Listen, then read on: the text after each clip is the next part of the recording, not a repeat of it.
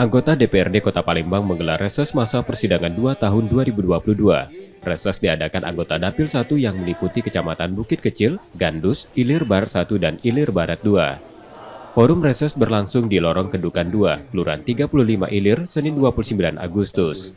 Reses turut dihadiri pihak camat dan lurah, serta perwakilan masyarakat dari Forum RT.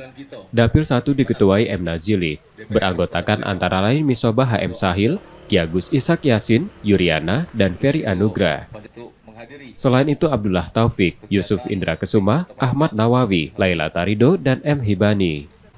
Menjalin silaturahmi dengan pemerintah Kota Palembang, reses juga menyerap aspirasi masyarakat terkait program pemerintah. Dalam kesempatan itu, sejumlah aspirasi disampaikan perwakilan warga, antara lain permasalahan infrastruktur penerangan jalan, bedah rumah, dan penertiban tiang listrik di kawasan pemukiman.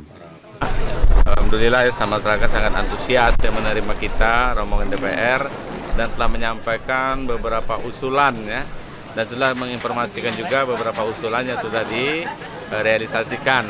Insya Allah ya usulan-usulan yang pada hari ini akan kita realisasikan secepat mungkin.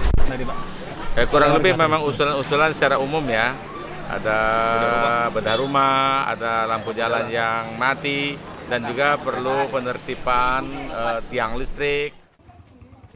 Sedangkan anggota DPRD Kota Palembang dari Dapil 2 melakukan kunjungan reses menemui konstituennya dengan melakukan peninjauan ke salah satu perumahan di kawasan Talang Jambe yang sering terdampak banjir.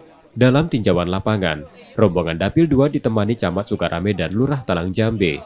Anggota DPRD yang hadir yakni Ketua Mulyadi, Paidol Barokat Wakil Ketua, Muhammad Ridwan Sekretaris, dan para anggota lainnya dari Dapil 2. Jadi kalau hujan dikit baes ini perumahan penduduk ini terendam sebatas di atas dengkul. Nah, jadi harapan kita ke depan meninjau ke lapangan ini dalam waktu yang dekat mungkin dijadwalkan oleh Pak Camat dan Kelurahan ketika kecamatan gotong royong untuk pembersihan ini.